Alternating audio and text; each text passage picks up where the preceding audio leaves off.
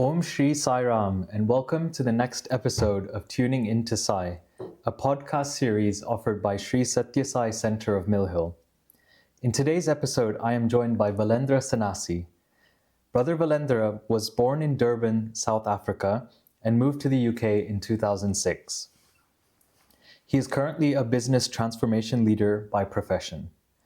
Brother has been in Swami's fold for over 45 years and part of Mill Hill Sai Centre for 17 years. Over the years, in addition to being an avid Bhajan singer, Brother has served Swami as Regional Youth Convenor whilst in South Africa. In the UK, Brother Vellendra has previously served as Mill Hill Youth Coordinator and Seva Coordinator. Sai Ram, and welcome, Brother, and looking forward to hearing your experiences. Sai Ram. So to start things off, Brother, can you share about how you first encountered Swami in your life? Was it from birth or later in life? Yeah, so I was very fortunate to have been born into a household that worshipped Swami, Okay. And even my earliest memory was having bhajans at home, back in South Africa. My grandparents were very instrumental in that, having neighbors come over and we would just have a bhajan on a Thursday. Remember that quite avidly. And then I remember just, learning to just maybe a couple of bhajans, and singing that continuously got me really into the interest into the whole thing. Yeah. Okay. And what was that relationship with Swami like at that sort of younger age when you first got to know who Swami is, or maybe you were told Swami is God?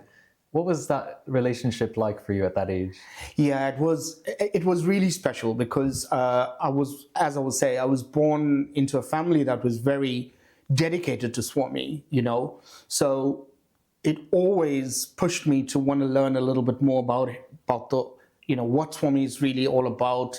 And back in, I think in the formative years, it was more like being inquisitive about, okay, this is God, but like there's Rama, there's Krishna, there's all avatars. How does Swami fit into the picture? Yes. So it was an inquisitiveness that really got Curious. me into it. Yeah. And I remember avidly reading, lots of these Amar Chitar books that my grandparents used to bring back from India often. So I think that got me into it, really, and that connection with Swami. Yeah. Okay, nice. Yeah. And then I just wanted to ask, I know you've had a few experiences directly with Swami. If you can take us into a few of those experiences. Yeah. So I would say there's two of them, right? So when I finished secondary school, my intentions were to study in Prashanthi. So I finished up my schooling in Durban, South Africa, and I headed off to India with my parents, wrote the entrance exams, everything, and got through. I had a couple of days to decide if I want to take up the offer or not. And at that point, I didn't understand, but I bailed out. I know it's something crazy to think about now, but I bailed out, and I could not necessarily come to grips with being away from home and from my parents and everything. So what happened was, went back home, and then that was in 94, right? And then in 99, when I went back to Swami, was the year I was very fortunate to have had an interview with him. So he called us in, and the very first thing that Swami did was looked at me and he said, "Yeah, what happened to you the last time? Why didn't you study? What happened?" Wow. And this is only something myself and Swami would know. Yeah. And that was an immediate one that just got me thinking, like, goodness, you talking to someone who knows your inner thoughts, your most inner being, right? So I just immediately said, "Sorry, Swami, I changed my mind." I think it was something simple as that. And he smiled, lovingly smiled, and it went into much more detail after that, where, the most amazing thing happened when I was there for about 45 minutes in that interview room, just continuously having the opportunity to massage his feet. Wow. For the whole 45 minutes of that interview. So I was fortunate enough to have been right in front. It was the group of boys that went in There was girls as well from South Africa, and we sat there. But I was fortunate to have been positioned in such a way that I had this access to him. Yes. And I think at one point I was just like maybe pressing a bit too hard, and I know he just gave me a slight tap on the head. Back off a bit. So those were very, very tender moments. Having that opportunity to really spend. It felt like eternity as well, right? Yeah. And then just on that final point, my sister had a bad accident back home. But this is the interesting part. She burst a couple of vertebrae in her spine, that kind of thing. So she was in hospital for a while. And Swami came to me in the interview. So he asked me, the usual thing, where you from, all of those questions. But then he said, what do you want, right? And then I remember just thinking about my sister. So I said, Swami, all I pray for is that my sister gets well, Mm-hmm. And then he told me something that was really profound. Because I did not know at that point, but my sister and a couple of friends and family, they went out for a party, right? And this accident happened. And Swami had told me, I was there, don't worry, I was there, I took care, right? And the weirdest thing was, my sister said, it was in the early hours of the morning, there was an elderly lady in a sari that placed vibhuti on her head. Wow. In central Durban, this happened. Yeah. And placed vibhuti and just left. But at that time, she was quite delirious, so she wasn't sure if she was imagining or whatever the case was.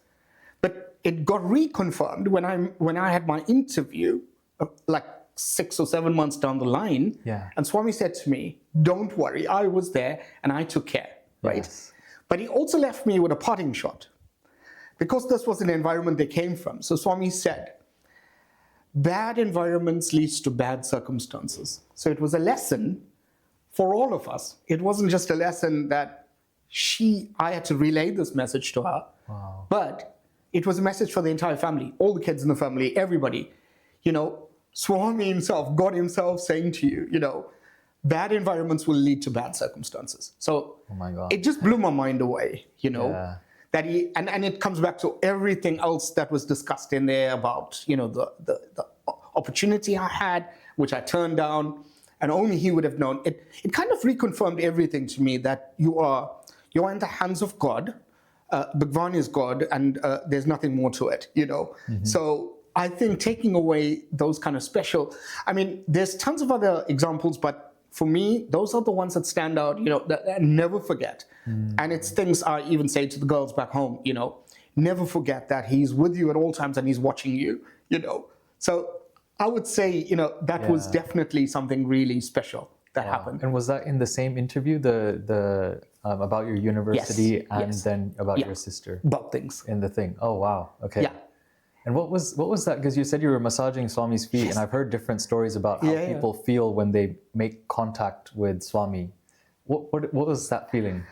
I promise you, it felt just out of this world experience.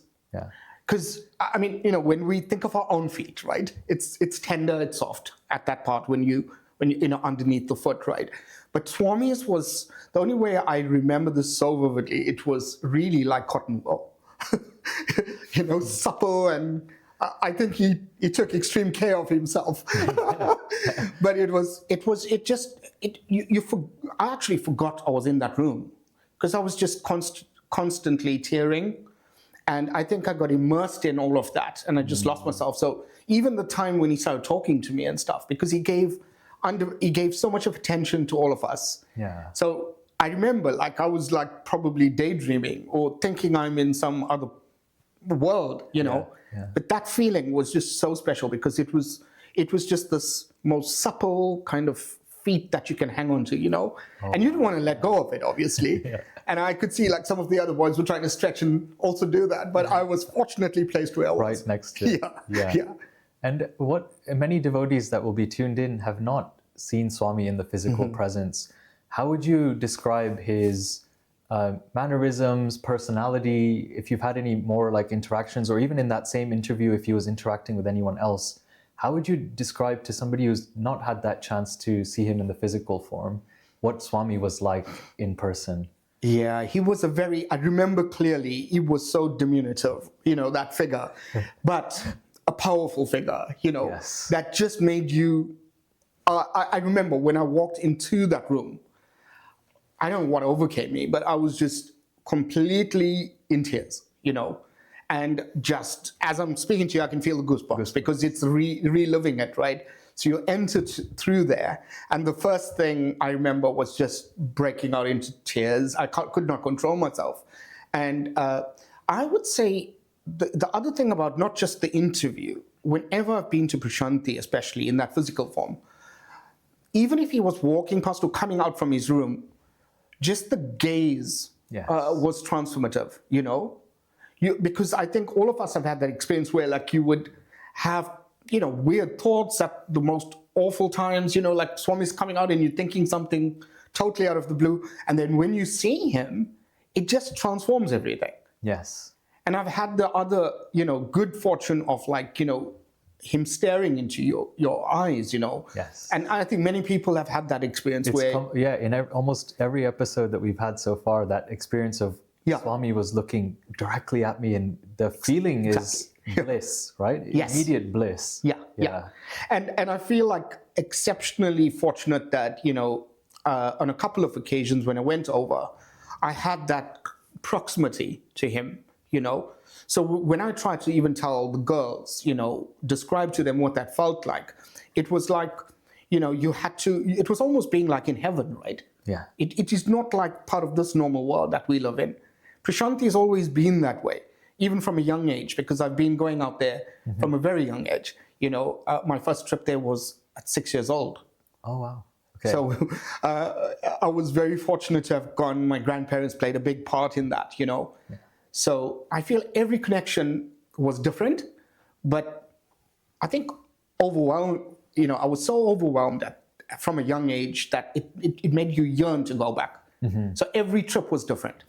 And he was just this loving figure, So yeah, that's what I've, experienced.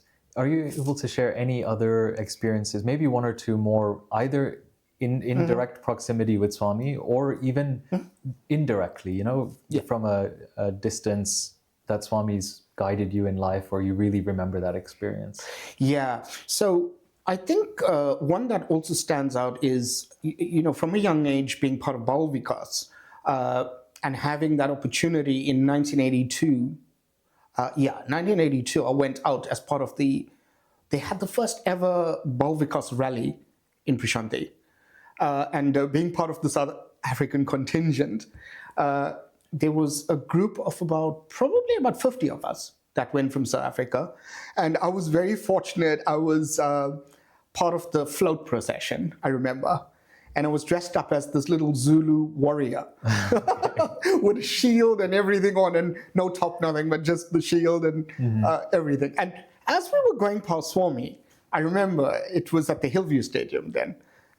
So all the floats were passing by, and then each float had an opportunity to pass really close by, And then I was like using my hand gestures and stuff with the spear and the shield and everything. And Swami just burst out into laughter. Oh, really? It was just an amazing. And as a little child I was, right? So, the excitement that burst into me was like just amazing.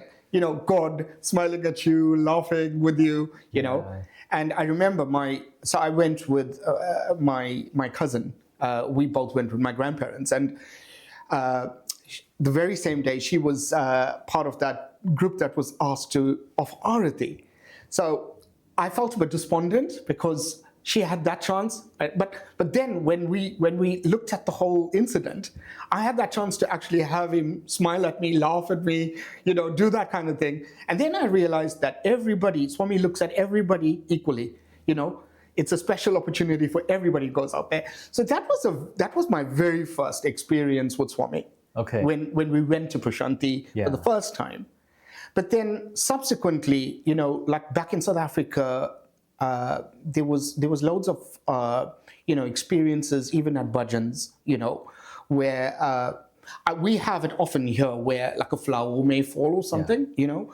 But from a young age, going to a lot of these like sadhana camps and stuff, you would almost, there was this a kind of vibration in the hall that you know often led to those kind of little miracles happening. You know, there was once an overnight camp, as an example, where you know we came back in the morning, and everybody was just amazed to see Vibhuti and things. You know, so this was part of like growing up with that, just cemented all your faith and love in Swami. You know, so I think, you know, over the years, all these little incidents would have built up that longing to see Swami all the time. Exactly. Yeah, that he's always there. Exactly. Yeah. Wow. Okay. And just before we move on to the next set of questions, any other experiences that are coming to mind that you'd like to share? Yeah, I think the one that I love the most because of my connection with Bhajan was in '94 for Shivaratri. I remember clearly. Had the great opportunity of singing 2 bhajans inside the mandir. I was going to ask you whether you had any bhajan experiences. Yes, that just blew my mind away because I never expected it. There was about, I think there was a group of foreigners that were allowed to actually partake in that bhajan. And I never expected it, but I was, you know my background, I love bhajans, and I was in the Sai Ram hall, and they called a group of us that were there giving chorus, and they said, right guys, do you want to go and sing inside the mandir? And lo and behold, it was unbelievable. It was, I treasure that moment, you know, going in there was 2 bhajans that we were given a chance to sing, and it'll never leave you, right? To have that, you know, Swami's chair in the front of the mandir, and just an amazing experience. And then just on that, a little later, but not inside the mandir itself, but you know, in the Purna Chandra hall, right? That's about midnight. I won't forget. It was around, it was about that time frame. Swami just had come, just pushed the curtain, and he walked through, and bhajans were going on in full spirit, right? And I remember it was just an overwhelming experience, you know, because you're singing to the Lord of the world, Lord Shiva, you know, himself, just manifesting himself in front of you. Wow. So that '94 trip was an amazing trip. You know, yes, it didn't work out in terms of, but obviously it didn't work out for reasons. Swami had actually said to me, you know, every university is his university. That's what he said to me. That was also one of the things he said in the interview. And he smiled and he was loving, and he said, you know, every university is mine. Treat it that way. So that was the message that came out of it. But that connects the dots to that entire trip. You know, it was just an amazing trip where, you know, I can never forget those things, you know, as life goes on. Yeah. Wow. Thank you for sharing that. So, brother, just on the experience you just shared of singing in Swami's divine presence on Shivratri, can you share a little bit more? What bhajans did you end up singing? How did you end up choosing those bhajans? Yeah. So we were a group of foreigners that were kind of huddled together in Koland Hall. And then when they came with that request that you want to go in and sing, we had to quickly kind of work it out, right? So amongst a group of us, we would just paired up that we'd go in and we'd sing a bhajan. So myself and I think it may have been a Spanish devotee that was actually somebody that was with me paired up with me. We decided to go with Manasa Bajare and Shirdi Sai Dwarakamai. Wow. Those were the 2 bhajans we ended up singing. We were given that amazing opportunity, and so we went with those 2 bhajans. I think we both were familiar with those bhajans as well. Yes. So that's how we came to that decision and to sing it in. Swami was in front of you as you were singing those? No. So Swami had gone into his residence by then, but it was continuous bhajans for 12 hours. 12 hours. Okay. So the students would have gone out, had their break or whatever, and then they gave us that opportunity to sing. Amazing. Yeah. If I could ask, and if you're okay with it, then do you mind singing a couple lines of either one of those two bhajans or a bhajan that's very close to your heart? Yeah, sure. Okay, I'll give it a go.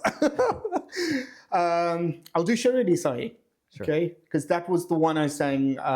Given that opportunity, that was the one I chose. So, Cherished Sai Dwarkamahi Prashanti Vasi Sai Ram Sai Ram Sai Ram Ekanam Sundaranam Cherished Sai Dwarkamahi Prashanti Vasi Sai Ram. Very nice. Thank you so much.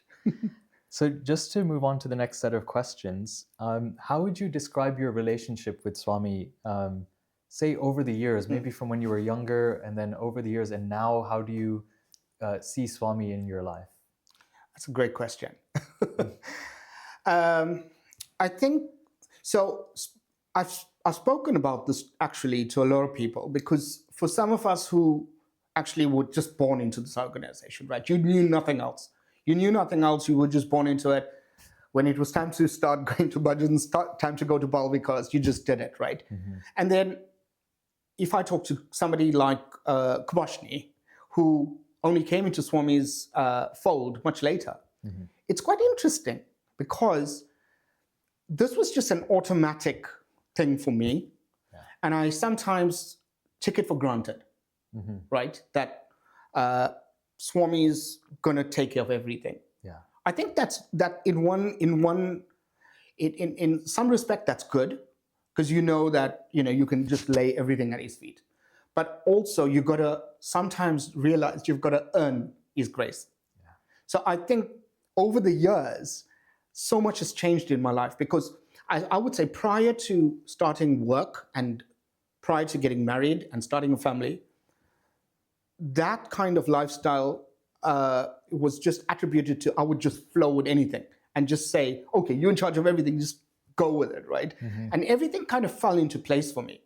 Because even the whole experience about not studying there, but when I went back home, my studies had been all quite smooth sailing, mm-hmm.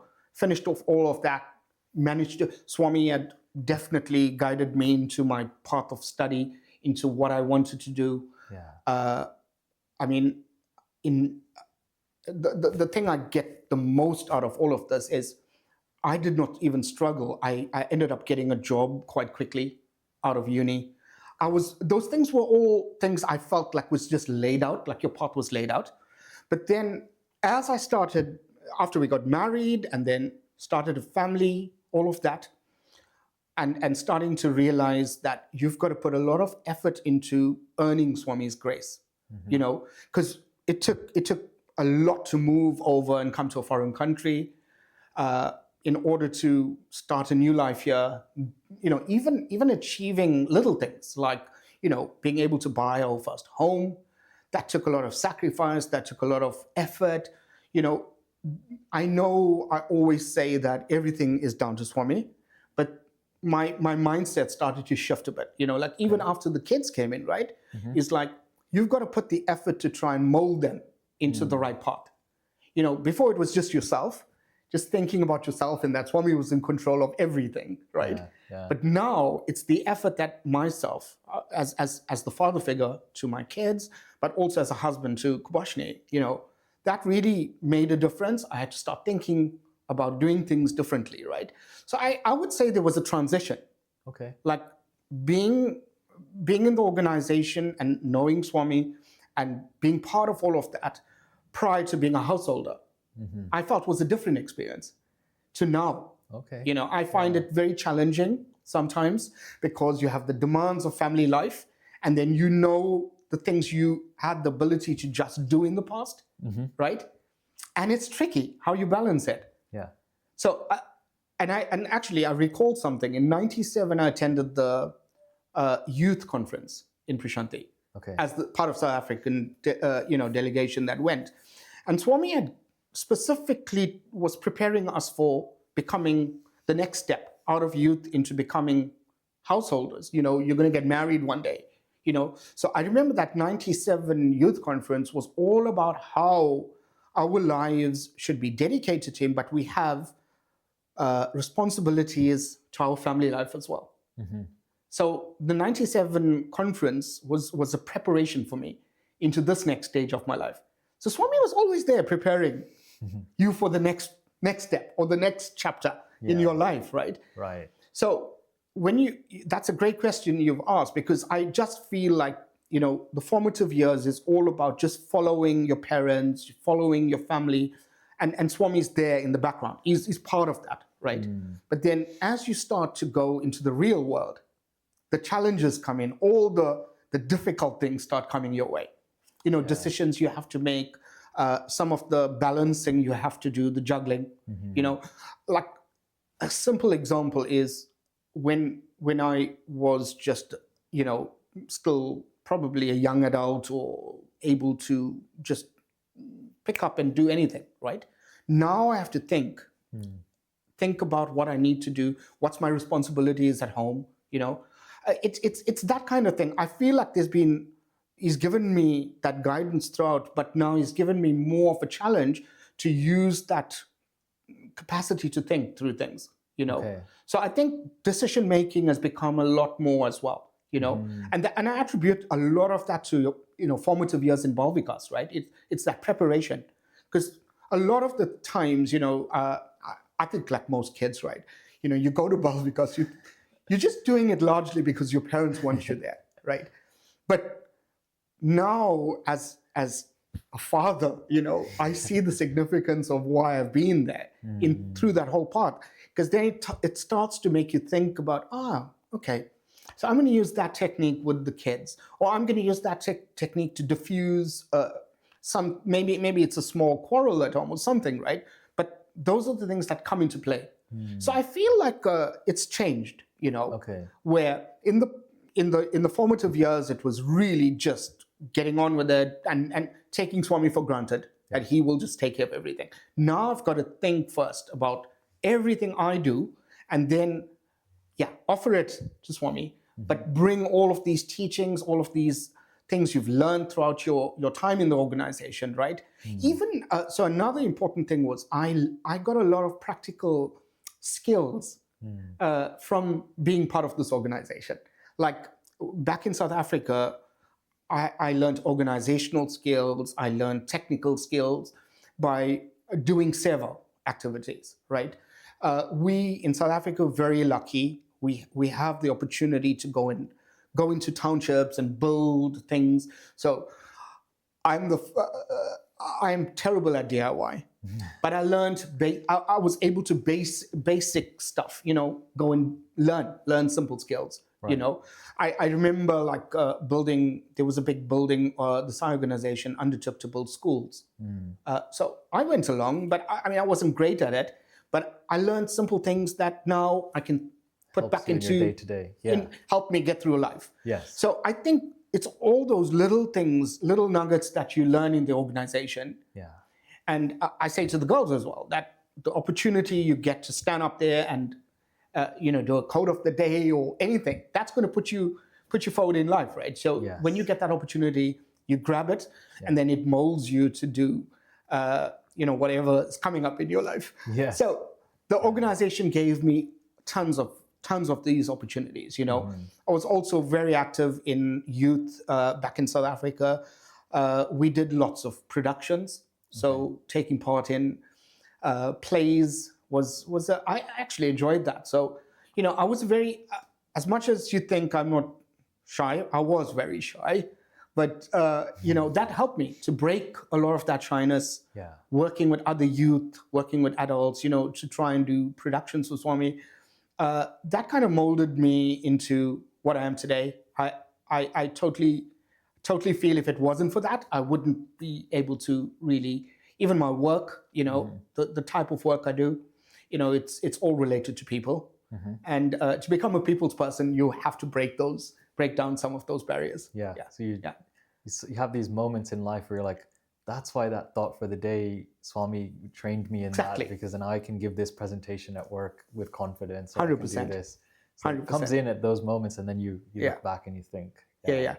and especially transformation, right? Yeah. So everything we do in Bal Vikas for all those years is related to self-transformation. So often when I have a situation at work where we're trying to change behavior or culture or anything of that sort, it's immediately thinking back to your Bal Vikas days, like, this is really about self, you can take the whole concept of self-transformation and apply it to an organization, right? Wow. So I tend to think of ways that, you can take it to work, So Swami has definitely prepared that. I love that perspective. Yeah. Yeah. You're in transformation and you use your self-transformation. That's really nice. I mean, it's the best kind of anecdotes you can pick up on, from all the stuff that you learn through Bal Vikas and your Sai life, and then you try to put it into play at work,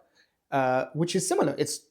Organization is just a network of different people operating in that area. Yeah. So I'm curious, today, how do you connect with Swami in your day-to-day? Is it physical form? You've seen obviously Swami in a physical form. Is it more physical form? Is it more that blind faith that he's always just there? Is it a higher power that you connect to? Yeah. For me, I believe he's with me at all times. So often, every single day of my life, when I'm going to, whether I'm dropping the girls at school or whatever, I would, have this kind of feeling in me that Swami's with me, traveling with me. Mm-hmm. So even if I have bhajans on, I sing along with it or have it, I know he's there with me. It's taken for granted that he's with me. Yeah. So even if we're traveling, this is another thing, right? So like part of work is, obviously travel. So when I travel, I just say, you are my company, So even if I go to a foreign place or whatever, I know that he's with me. I leave everything at, completely at his feet. But I think the way I cope, it was very difficult going to Prashanti recently, where whenever I've been there, I've always seen Swami in the physical form. Yeah. And then when I went for the recent pilgrimage, it was very tough because it was the first time I've been to Prashanti after Swami's left his physical body. Okay. So it was a very hard concept, because every single time you went to Prashanti, you always looked right for him to walk down. Yeah. Exactly. So my first day was that experience. I automatically looked right. And for those people who have been, when Swami was there, the flute music starts and you go right and he's starting to walk down, right? Yeah. So that was the first thing, felt very strange and foreign to me. Yeah. So, but it all kind of diminished at his samadhi. The moment, the first time I touched the samadhi, it was that similar feeling to when I walked into the interview room. That feeling of tears and overcome by his grace. Wow. So I think it's a lesson there that although his physical body is not there, he is. And then I started feeling he's even more present in Prashanti now. Yes. That's what I felt, although it's not the case that you're turning right to see him come down. Yeah. But I just felt that connection after I touched his samadhi, I felt that connection again. Mm-hmm. Because before that, I wasn't really feeling it for that first day or so. Yeah, yeah. I was finding it hard to connect the dots. Takes a moment to process. Exactly. And then when I touched the samadhi, I just became overwhelmed and with emotion. And I think that was the connection point again. Wow. Okay. Makes sense. Thank you.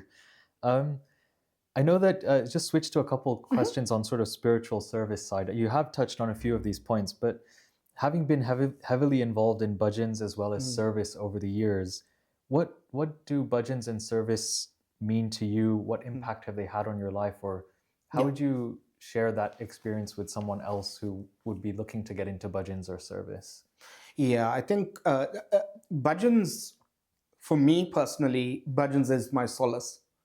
I don't think there's a minute, when I'm not thinking of a bhajan or not if I'm driving, I'll be singing, or if I'm at home, sometimes I'll just take harmonium out, start singing. I think it just becomes a part of your life. You same with you, right? So it's like when it's like a bug that bites, right? That you can't get You can't get it out of your system, right? So I think the bhajan part of it is it's imbibed in you from a very young age, if you've come through that path, right? Yeah. Because everybody has different callings, right? Some people may not necessarily be bhajan enthusiasts, right? They may have been brought to Swami in other ways. Yeah. So for me, the bhajan is what attracted me, right? Okay. Obviously, from a young age, getting to sing in the ashram back in Durban in South Africa, that was a big part of it that attracted me into the organization even more, right? Mm-hmm. Being able to do that. And then the Seva part started to play I think it gives you a different feeling. It gives you a feeling of humility.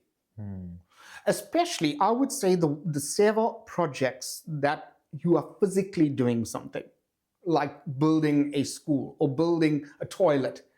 That is a very humbling experience. Yeah. Especially when you see how like your fellow brothers and sisters are living in that condition. Yeah. And then the joy that you get when it's all built and they are so smiling faces, happy to receive it. Yes. So that was a different experience altogether. That connection, to be honest, that wasn't even like a connection I felt like at that moment in time thought about Swami immediately.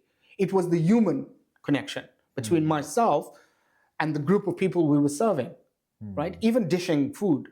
So when we did those Seva projects in South Africa, we would go into the township, we would spend we finished bhajans on a Sunday morning and we'd spend the whole day there, literally.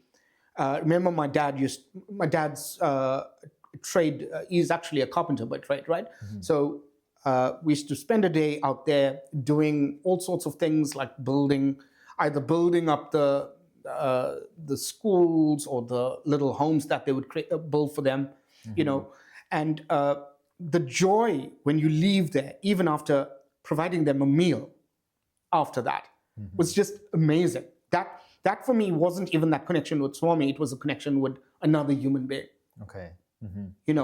So I think bhajan gives you something, but Seva gives you something totally different. Like a different perspective exactly. on the life you're living as well, to reflect. 100%. Take gratitude for what you have as well sometimes. Spot on. And it gives you a different feeling of gratification. Like bhajans takes you to another level when you immersed in it, but Seva gives you a different feeling of gratification. That is more on a human level with somebody. Yeah. So I really enjoyed that. And I feel like it's also helped me to realize that there's different ways of getting Swami's grace. It's not only necessarily through bhajans, but it's through other things, So yeah, I think that was the main thing I kind of picked up from the different types of, opportunities and initiatives you can serve Swami with. So brother, I wanted to ask, which key teaching of Swami's has helped you the most throughout life? Yeah, I would say definitely I'm very much molded by, the teachings around, Swami's, the 5 human values. I kind of, even if I bring it to a level on my daily living with work, with the family or anything, right? I think the 5 human values for me is the thing, it's my go-to, right? Because let's face it, we live in a very challenging world. We live in a world that makes you question things every day, right? So for me, it's really, and I test myself on this like regularly. I try to test myself in my thoughts, whether it's in line with Swami's teachings of, Sathya, Dharma, Shanti, Prema, Ahimsa, right? I think for me, that is pretty much my kind of compass. It's my moral compass that guides me in everything. Right. Whether that's in the workplace or whether what I'm seeing happening in the world or whether, in the household itself, right? Yeah. Those played the biggest role, I mean, all Swami's quotes and everything, right?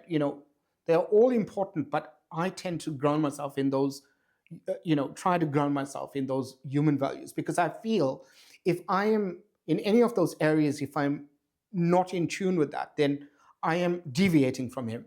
So I use that as my benchmark to try to not go too far away, right? Right. So am I straying here, straying there? It's my way to test and connect myself back to him. So I think that for me is important. I think being able to use that as my moral compass in the way I see the world, the way I interact with family, friends, I think, that for me is the key thing. Nice. Yeah. And next, I just wanted to ask you about Mill Hill Sai Centre. You've been at the centre for nearly 20 years. Could you please share about how you joined Mill Hill Sai Centre and one of your, or a couple of fondest memories at the centre that really resonate with you? Yeah, so when we moved to the UK, I was extremely excited, knowing that the UK has a lot of Sai centers and that kind of thing. But when we first came to the country, we actually lived out in Woking. So there was a tiny little group there. And when Kubashni got transferred to St. Albans for work, we moved to this end of the world. And I remember I had been phoning up everybody trying to understand where's the nearest center to us. And some people were saying like there's centers in Watford and, Harrow and that kind of thing. And then I remember a friend of mine, Jamie Roger actually, was a good friend of mine. And I had known him previously through going to Central London Centre, Russell Square, back in the day. I spent a couple of years in the UK previously as well. So that's when I started to go to Bhajans in the UK. But he was the person who told me, actually for you, Mill Hill will be a good bet. Try it out. And I never looked back because this became home immediately. It was the first time I remember came in here. Brother Rushi was the Bhajan coordinator at that time. I remember. And I immediately got attracted to the Bhajans, got involved in that. And then Saranya was born, and this was the first place she came to for Bal Vikas. So I think after she started Bal Vikas here, we knew this was the place for us, because this was a center that had everything in it. It had, the Bhajan experience, it had the Bal Vikas, there was youth activities, there was a whole lot of things to really get involved in. So one of my, I would say, one of the memories for me stands out is when we had the Grenfell incident. And I remember, the amount of overpouring love that the center gave. I remember going out there to the scene. That time I was the Seva coordinator for the center. So I remember going out there and then coming back with, the request that we needed to help those people. And I just remember an outpouring of love from everybody here at the center. People went, gave very open-heartedly, and that was another one that really stands out. But the one that really I always talk about is the one where we had, I think it was the 25th anniversary. And we had the beautiful play presentation. That was a very special feeling. I remember we had a great celebration for Swami's birthday, and the play was just amazing. So that stands out as well. And I remember it was something I'd remember as a parent as well, because Saranya took part in it for the first time. It was really, and that's the thing. I think for me it was that connection that my kids now find this their spiritual home. So I think as a parent, it's one of the greatest things you can take away. Is that now this is our spiritual home. Yes. Yeah. It's interesting how you didn't mention a Bhajan moment in that memory, and it kind of links back to at the start how you said your relationship and your way of connecting has evolved as you've had a family, and now your memories are more about the kids or the service, and that's very interesting as well. And what impact does the center have on your life outside, day-to-day work and? Yeah. So I think, to be really honest with you, this is a place where we consider this a place where we come to as our spiritual home, but it's also where our family are. Especially for us, not having family in this country. This is a community now that I know honestly, if tomorrow there's a need for me to reach out to anybody, this is my family. And I honestly feel this way. Yes. I say this having family in this country, but my Sai family in Mill Hill are people I know I can reach out to immediately. Yes. So it's created that spirit of family. It's also helped with my kids as well, right? Because growing up in a Western country is difficult. It's tricky. So they love coming here because they feel connected. They feel connected to their culture, Yes. their value systems, and all of that. So I think many of us, our parents, really look forward to that Sunday connection.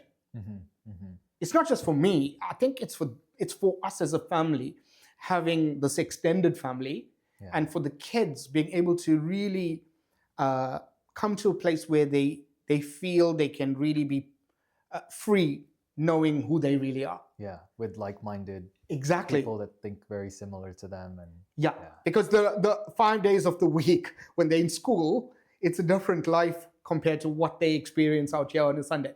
So I often have the girls say to me, Dad, I wish there was a school we could go to with all these people, So I think that's the attraction, right? Is that we are all like-minded people, and we come here for the love of Swami, but we've become a family. So that family spirit is what I take away from the center. Nice. Yeah. So moving to the last couple of questions, as you may know and may have experienced, many young adults across the global Sai organization are navigating big moments in their life. Could be graduation, first job, business, marriage, kids, many other things. Just different moments in their life at that age. What is one message you have for the young adults that can help them keep Swami close during this time? Yeah. I believe that through all the experiences in my life, I can tell you, having implicit faith in Swami is critical for anybody, right? Especially at the youth age, because you're not yet experienced enough. You haven't gone through all the experiences to really, trust your own instincts. So I think implicitly putting that faith into Swami, and it connects to your question you asked me earlier, in the formative years and through that youth and becoming into a young adult, that's that implicit faith that whatever's meant for you is going to happen. Like my own example, where I thought I was going to study in Shanti and it didn't happen. But no, my life didn't turn out bad, right? Although that didn't happen, I still, and he himself told me, he gave me the confirmation, every university is my university, right? Yes. So I think if you implicitly put your faith in Swami, you've got to make the effort then to make sure you're doing everything in your capacity to do to reach the goal. Yes. So I think the thing I would say now to young people is it's a different, challenging time. I know with my own kids, it's a very the world's become a much more it's lost its kindness, right? So I think taking these values of kindness, compassion, empathy into all what we do, whether that's in uni, whether that's at you starting out your job, having those values is what people see in you. Yeah. And that comes out in whether it's at work or in college or university or whatever. I think that's what will make it a better experience in life for you. People will be attracted to you that way. So that's where it all comes through, is that it's that thread, right? From a young child in Bal Vikas into youth, into Lotus programs, and all of that stitched into you as a person comes out into the real world. So I would say implicit faith in Swami, because you're not yet experienced enough.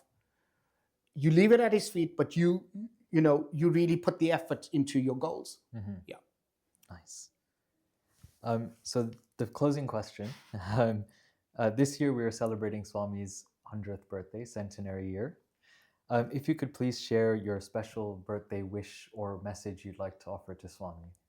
Oh, yeah. Swami, thank you so much for giving me in this birth the opportunity to know you and to experience your love.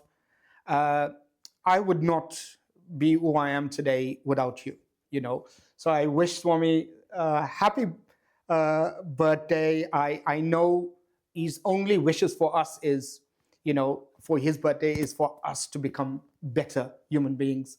So I will offer this at your feet to try my level best to become a better human being. So, thank you so much, Brother Vellendra. That was wonderful. I've really enjoyed those experiences, the advice, the wisdom. It's been really thought-provoking. Thank you so much. And thank you to everyone that's joined us in this episode of Tuning Into Sai. And please stay tuned for the next episode.